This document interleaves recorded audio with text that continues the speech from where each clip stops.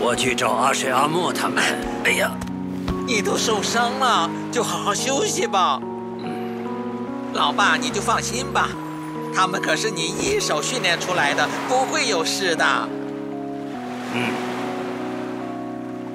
你也受伤了，休息一下吧。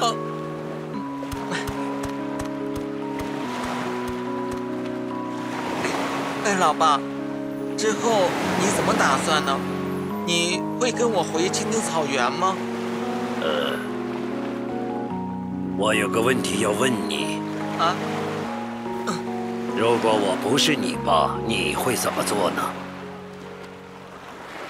首领，首领，太好了，首领没事。又来，哎呦，你平安无事就好了。我们好担心你啊！